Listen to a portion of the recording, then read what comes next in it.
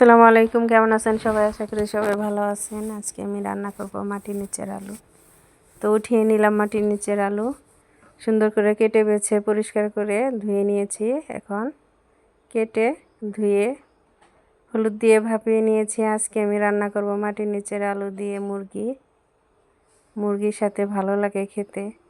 বিশেষ করে এই আলুটা শীতের দিনে হয়।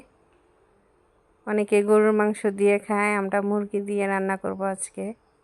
তো কষিয়ে নিয়ে এখন আলুগুলো দিয়ে দিলাম, দিয়ে সুন্দর করে নেড়ে চেড়ে নিয়ে আবারও ঢেকে দিয়েছিলাম। আবারও নেড়ে চেড়ে নিয়ে এখন দিয়ে দিব পরিমাণ মতো পানি।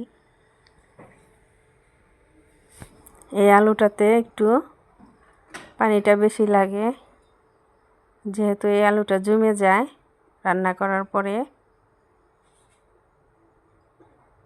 আমি বেশ কিছু ঝোল রেখে নামিয়ে নিব।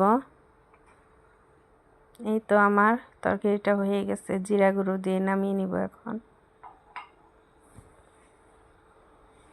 এই তো নামিয়ে নিলাম বেশ কিছুটা ঝোল রেখে।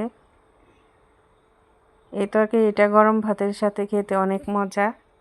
আপনারাও চাইলে এই সিজনে এই আলুটা দিয়ে মাংস রান্না করে খেয়ে দেখতে পারেন।